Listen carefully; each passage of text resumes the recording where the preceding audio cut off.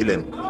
সেই আরবের মরা জাতি জেনা, ব্যভিচার, হত্যা, ধর্ষণ, মিথ্যা ইত্যাদিতে ভরপুর ছিল যে সমাজ, এই সমাজটাকে রাসূল করিম সাল্লাল্লাহু আলাইহি সাল্লাম অনৈতিকতার, চরিত্রহীনতায় ধ্বংসপ্রাপ্ত জাতিকে রাসূল করিম সাল্লাল্লাহু আলাইহি সাল্লাম বিশ্বের শ্রেষ্ঠ জাতিতে পরিণত করতে পেরেছিলেন নাকি পারেন নাই?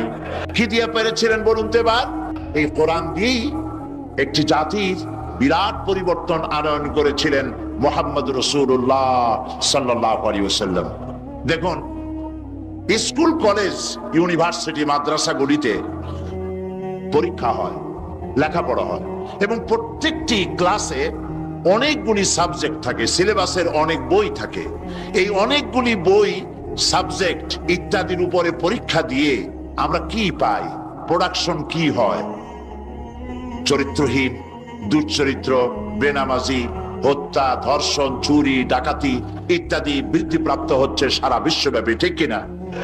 এবার দৃশ্যের অপর পৃষ্ঠ দেখুন, রাসূল করিম সাল্লাল্লাহু আলাইহি ওয়াসাল্লামের কাছে একটা বিশ্ববিদ্যালয় ছিল।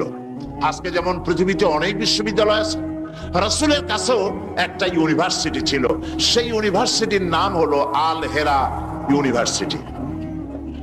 এই আল হেরা ইউনিভার্সিটির চ্যান্সেলর ছিলেন আল্লাহ রাব্বুল আলামিন, আর এর ভাইস চ্যান্সেলর হলেন মুহাম্মদুর রাসূলুল্লাহ সাল্লাল্লাহু আলাইহি ওয়াসাল্লাম। এই বিশ্ববিদ্যালয়ে যে সব ছাত্ররা তৈরি হয়েছিলেন, সেই সব ছাত্রদেরকে আপনারা কি চেনেন? সেসব ছাত্রদের নাম শুনুন। এই বিশ্ববিদ্যালয় থেকে যে সব ছাত্ররা বেরোলেন, তারা হলেন আবু বকর, ওমর, ওসমান, আলী, আমর ইবনুল আস, আব্দুর রহমান বিন আউফ, আবু উবাইদা ইবনুল জাররাহ, জুবাইর ইবনুল আওয়াম, জারির ইবনে বাজানি, আবু মুসা আশআরী, আবু হুরায়রা, আবু জাফর গিফারি, আবু যার গিফারি রিদওয়ানুল্লাহ তাআলা আলাইহিম আজমাইন। এই সব ছাত্র ওই বিশ্ববিদ্যালয় থেকে তৈরি হয়েছিল। আজ যদি পৃথিবীর সমস্ত বিশ্ববিদ্যালয় একত্রিত হয়ে প্রচেষ্টা চালায়, হযরত ওমরের মতো একজন মানুষ বানাতে পারবে কি? তাহলে রাসূল করিম সাল্লাল্লাহু আলাইহি ওয়াসাল্লাম তার ওই বিশ্ববিদ্যালয়ের সিলেবাসে বই ছিল মাত্র 2খানা। রাসূলের বিশ্ববিদ্যালয় সিলেবাসের কিতাব ছিল কয়খান? একখানা হলো কোরআন শরীফ, আর একখানার নাম আপনারা বলুন।